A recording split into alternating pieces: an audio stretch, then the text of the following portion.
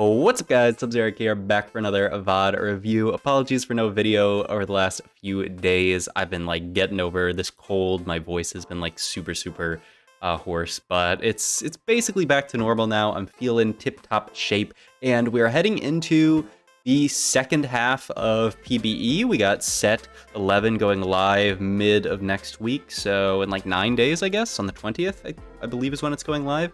And this is when there are going to be a lot of changes happening to PBE. Really, one more big batch of changes probably happening tomorrow, and then, and then after that, there's live. So, I wanted to get back into the swing of things, watch some VODs of some strong players playing PBE. Sadly, I go to Twitch. There's no K3 Soju stream. There's no Dish Soap stream. There's no Setsuko stream. So, I thought, why not watch an incredibly strong player? Hey, maybe better than one of those players, who's to say, really. Jaz Latte, extremely strong player who has been to World Championships before, has, been an absolute beast. So I want to see, what his take on the patch is. Obviously, things are going to change up a little bit more with PBE, but there's probably going to be one more big patch tomorrow, and then we're just going to be in it to win it. By the way, this is a new augment that he took here. I know, obviously, this stuff isn't in English, so you guys can't read it. But this is, I forget what it's called. It's called, like, what's good for you is good for me. It's definitely not called that. But each round, it gives you a gold, and it gives your opponent a gold, which is pretty interesting. So it's 1 gold per round silver augment, but you're giving 1 out of 7 of your enemies a gold, which is, it's pretty interesting. I mean, in general, you're obviously very well breaking parity. You're getting a gold and you're giving your opponents as a group 1/7 of a gold. And I mean, that's kind of one way of thinking about it. So like, it's definitely solid. I'm curious to see what the stats look like on it when it comes live. I know there actually are some PBE stats, but also I forgot what it is actually called. So I'm not going to look it up. But in any case, Jaz Latte thinks it's good enough to take. So yeah. He's going to play this sniper board to start off with. I really like this Caitlyn unit early. I just feel like she fills out synergy so well. This sniper plus ghostly is just so easy to fit. Right now we're playing the behemoth setup using Shen and this Cho'Gath, and we also have this Malphite pair on bench. But you can also play around her and Aatrox, the ghostly bruiser. Also apologize to anyone who is just looking at PBE and is seeing all of these synergies that are not in English. I'm sorry, but look, I mean, Jaz Latte is probably one of the best possible people that we could VOD review. Also, I believe, so Zzrod is changed now. I think it's supposed to be this way, where you can control this, you can like move around the void spawn. The problem is when you get double Zzrod on this dummy, you only get 1 void spawn, which I don't think is intended. I believe you're supposed to get 2, but it's just a slight bug with this Galaxy with this dummy, so a little bit sad. And yeah, he made the Steadfast Heart Slam. I would say that's a very standard slam from the spot. The question is where we're going to go item-wise from now. Yeah, a blue buff, I feel like, is just a very solid item right now. Like, you can slam it onto Ahri. Not Ahri. I mean, you could in the past Ahri. I'm thinking of new Ahri, which is basically Syndra, who's like the new blue buff holder. You can slam it onto Syndra. You can slam it onto, like, Kindred is another, like, if you want to go more reroll oriented. He's got it on Kog'Maw right now, who is a fantastic holder of it right now, because Kog'Maw's another one of those units with 30 mana, like one of those units where he's going to double auto and then cast. Exact same thing for Syndra. I believe exact same thing for Kindred as well. I believe Kindred's 30 mana as well. So blue buff, I feel like, has gone up a bit in terms of priority. So it's definitely a solid slam in a spot like this. And yeah, we can just play it in our early game. We're gonna probably 3 streak here. I mean, our board's very strong with the Nico 2-star, who just fits in decently as a mythic unit. If we had Malphite, we could like think about playing into like heavenly type synergies, but we don't, because we're playing around the ghostly setup with the Shen. But I mean, this is still fine. And I mean, he's trying to figure out what his board is going to be. Looks like he's not really playing around Exalted or anything. He's just trying to put together like what kind of late game board he wants to play, because that's another thing. I don't know if we saw him hover over Exalted actually. But Exalted is really cool in that it throws a lot of like it makes building comps very unique and interesting, because you can play them completely differently game to game depending on what you're. Whoa. That augment give us a gold on minion rounds? I'm pretty sure that's, I mean, almost all gold augments, they've made that not the case. I mean, maybe they want it to be the case for this one. I mean, as long as it's not a balancing issue, I guess it's fine. But that is interesting that it gives a gold on minions. I didn't realize that. I mean, you got dropped a full Spark here. It's fantastic. Slam onto something like Cho'Gath. I'm pretty sure we're always going to be looking at that. We also have this Diana, who is a really, really nice unit to get in late game. She fills that synergy so well. Dragonlord and Sage, I feel like, are two of the most splashable synergies. We don't have either of them in right now, but we can definitely hold on to this Diana. She's also just a fantastic unit. I feel like units like Diana tend to be like bad because their synergies are so good. But Diana, I feel like, doesn't like that rule doesn't apply to her, or she's actually like a fantastic unit, like a very tanky frontliner type unit. Yeah, no need for Reek and Bob here. I mean, if we have to, we could take like a Harm Assist here. That augment, I think, it was called like Blood Money, and now it's called Lunch Money, I believe. And it's the augment where for every point of damage you deal, you get X amount of gold. It's like for every 3 damage you deal, you get 1 gold, I believe. This is really testing my knowledge of the augments without me being able to actually see what they say, but I'm pretty sure that's right. So this will be another econ augment. A little awkward to go double econ augment with this setup because you'd much prefer to have a combat augment to make your board as strong as possible, but his board is very strong right now. So yeah, reduce some damage here. Yeah, pick up a couple of gold. Yeah, so that's that augment there. A fantastic win streak augment. I mean, when you're in a spot like this where you've naturaled the Nico 2, you've naturaled the Kog'Maw 2, you've naturaled the Cho 2, naturaled the Caitlyn 2, you can definitely play for this. This is a Caitlyn encounter. Looks like it gives you 4 free rerolls. Maybe that do probably expire because he's rolling out. Oh my god, that's a Syndra plus a Morgana. Oh my god, and that's Morgana pair. The question is, how are we actually going to fit all this stuff? He's going to actually sell the Syndra here. He's not actually interested in playing into Syndra this game. So I wonder what the destination for the blue buff is. I know when he built that team builder out earlier, I don't think it had Syndra on. He wasn't playing more towards Arcanist. So it'd be interesting to see what Jaz Latte ends up on this board finally, because I don't know, I feel like the meta is pretty interesting. People still haven't perfectly. Ooh, and he sells the Morgana pair there. Wow. And he says, you know what? I don't care about Morgana too.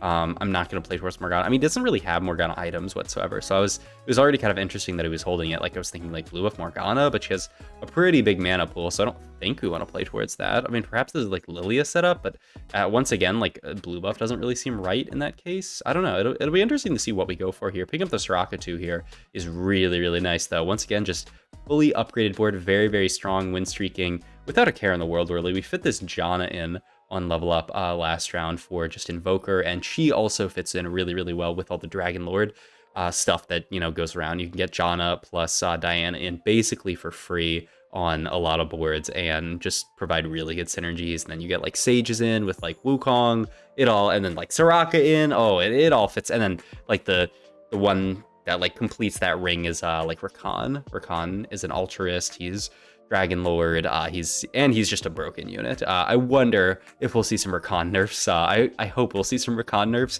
in tomorrow's patch because this unit is just absolutely insane. But yeah, Jaz Latte going for the 8 streak here. Hopefully we can finish it out, holding on to the Diana here because we can't fit it currently. With the double econ augment, you have to imagine we're just going to go fast 8. Probably at 4-2. I mean, definitely 4-2 if we win this fight, though we're against an Alawi too. Looks like Kog'Maw's so good at like sniping backline in these type of fights. This Alawi unit's another unit that I think is prime for nerfs. She is just absolutely disgusting right now. And Alawi 2 can just tank you through the entire game. It reminds me almost of like the Arcanist tank that's broken because it's an Arcanist.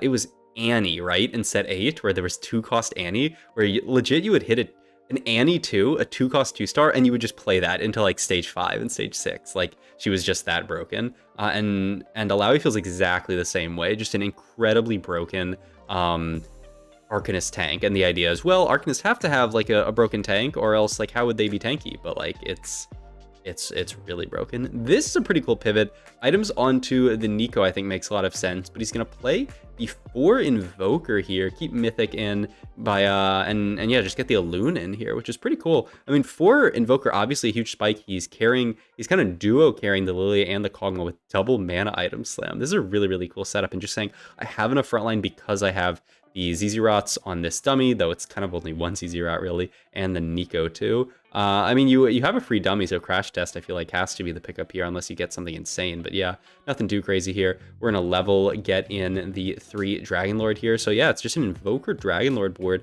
And I mean, this is PvE. We could probably go fast 9 here. If this was live, you'd probably not want to go fast 9 just because people are going to be playing stronger boards. But I mean, even on live server, he's 50 gold. You could maybe still go 9 in this spot as well. It's also, this set is going to be very different in that there's no chosen anymore. So the value of rolling here is a lot lower than it would normally be.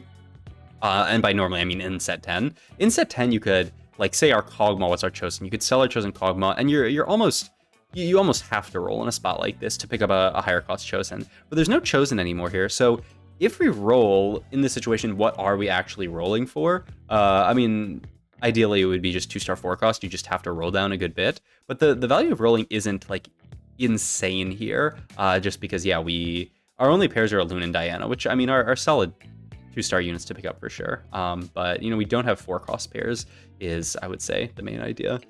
He's talking about potentially, like, in his head, he's like, oh, I should be playing Riven here over this Lee Sin here, cut the Dragon Lord, cut the Dragon Lord for Bruiser plus Ultrist here. Ultrist, I feel like, I don't know, I've heard mixed things. I feel like it's just a solid splash synergy where you give your entire team stats. I've heard some people say that, like, it sucks. I don't know, like, I feel like it's pretty solid, but I don't know, maybe I suck.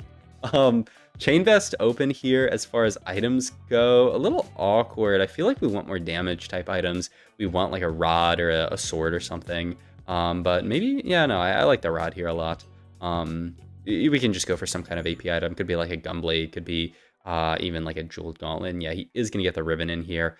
Can't quite level here. I mean, you could theoretically, but you would kind of go broke, so we're not going to go for that. We're just going to play this 4 Invoker board for a couple more rounds, then go fast 9, and then we're going to full pivot our board. So this will be a fun fast 9 showcase of, you know, like what a fast 9 board looks like in set 11, because I think I've showed some of the boards off, but not all of them. Also looks like we might finally lose to a giant Kobuko. Yeah, this Kobuko here has insane HP. Looks like someone stacked it up in the early game. Yeah, just look at that Kobuko. It almost took no damage. So pretty sick to see there. The new fortune tank that they created for TFT. Pretty sick. But yeah, look at this already. He's trying to figure out what his board is going to look like. He already lost a streak, so he's saying, I might as well just start pre-pivoting my board to make things easier on myself and to start getting those mythic stacks onto the units that really matter. And he's just going to put items onto Morgana. Morgana, throughout all of PBEs, felt like a fantastic carry, like kind of not balanced in many ways carry throughout PBE. I fully expect her to receive some big nerfs tomorrow as well. It'll be so cool to watch some games tomorrow after the nerfs come through, because like they're surely going to change stuff up a good bit. Though I do feel like, in general, you know, Morgana's definitely a bit out of line. Alawi's a bit out of line. Rakan's a bit out of line. There's some other stuff that I'm sure that I, you know, haven't even realized that's out of line. But, you know, it doesn't feel terrible. I would say, like, for PBE, it's not bad. But yeah, oh my god, look at how rich this level 9 is. We're going to have to do the full pivot now. He has his team builder built already. He's actually going to sell that Diana because he doesn't want to put it onto his late game board. He just wants to play for that board that he team plannered out a bunch of 5 costs. Has a Hui in here, so eventually we'll get to dupe one of these 5 costs, but it's going to take a while. Gets the Annie in here and is going to move some items over to Hui. And where's this blue buff going? Look at Zanya's there. Yeah, I would love a Zanya's there onto Hui. And looks like he's going for Morello. Fantastic item. And then, ooh, gonna be blue buff, and then we're left with a second Steadfast Heart, or I guess you could Titans. This is the, wow, wait, that's so good. This is the Hui one where he gives you a target dummy, and then for every round that it survives, you get an extra gold. But I mean, for us, it's just a free target dummy. I mean, yeah, it could be Titans onto someone like Udyr. This is a nice board where you're very incentivized to itemize. You can itemize everyone, really. You have your AP item holders in the Hui, in the Azir. You have the just frontliner units in the Diana and the Ornn, and then you have the Udyr who can hold like AD frontliner type items like Sterax, like Titans. It'd be kind of awkward if you have sort of like a Renans or something, because Udyr is more of like an AP tank, I guess. No, yeah, I mean, you don't really have anyone to hold those on this board, so that's a little rough. And we finally pick up the Rakan as well, which gives us the 4 Dragon Lord. So yeah, this is going to be, I believe, what our board's going to work with here. Yeah, it's just Behemoth off of the Ornn to be our main tank here. We're fitting Invoker in with the Janna and the Azir. It's also Dryad with Azir. So yeah, I mean, this is probably, in Jaz Latte's opinion, the strongest level 9 board that you can build. I mean, I think it makes a lot of sense. Dragon Lord feels like a very, very strong trait that you can just get in that buffs your entire board and hurts the entire enemy board.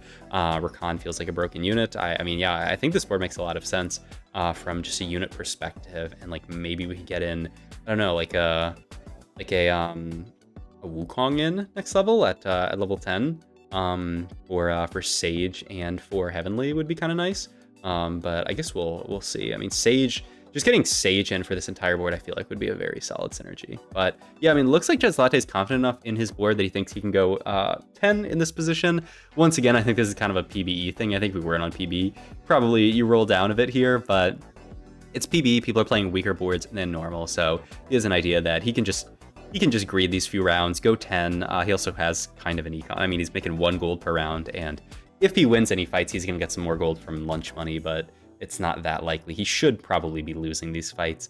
He's also guaranteed to get Udyr 2 by the end of the stage, though it's looking like he's more interested in Hui 2 here. I mean, yeah, that makes perfect sense. Why go for Udyr 2 when you could go for Hui 2?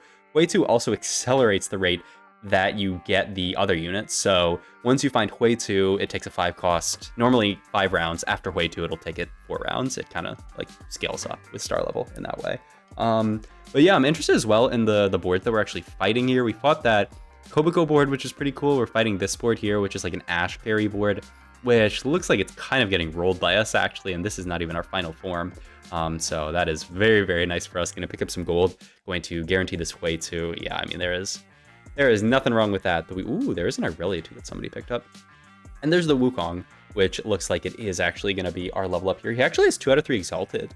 I didn't get a chance to see what the Exalteds were this game, but he could also fit Exalted here at 10, which is a very, very solid splash trait. A huge extra % damage increase on your board at level 10. It's 2% now plus 1%, so it'd be 12%, I think. I don't know. They keep changing it. He is just going to play the Wukong because it is a Wukong too. Maybe the last Exalted unit is kind of weak. And he picks up the Udyr too, which is a really, really nice pickup. So, I mean, he's basically hit everything at this point. This should be strong enough to win out, unless someone does something crazy, puts together a really strong board. But I mean, man, these Hui items are so sick here. Hui is absolutely carrying this late game board. Yeah, 5.6k damage, and that fight was quick. He's also applying the Morellos to the entire board, and he's got Zanyas. So even if Hui gets taken down very, very quickly somehow, he's still just gonna survive through all of that. So I feel like it's near impossible for someone to beat this board. They also have the Udyr raid boss to get through. They even have Ornn as just a huge front line, and we have the crash test dummies as well to get through. And like, even if you get through all that, you have this 0 item Wukong here, who is probably not too much of a threat, but he can at least rack up a little bit of damage in these fights. So I mean, yeah, this board looks absolutely crazy. I guess the only thing is a little low on the single target damage, so I guess like if there were someone who could beat us, it would be this Koboko player, but I mean, it's actually not even close. Well, that was a really, really fun game to watch. Cool to see Jaz Latte's take on this fast 9 board here. I'll leave the board for you guys to check it out. Hope you guys enjoyed this video. I'm going to be doing a lot more now that we're going to be going into like the last big batch of changes in PB, also because my throat's feeling a bit better. So be on the lookout for those. I'll be streaming more tomorrow through probably like the rest of the week or something, assuming my voice keeps getting better, which it has. But yeah, I'll see you guys in the next video. Thanks for watching.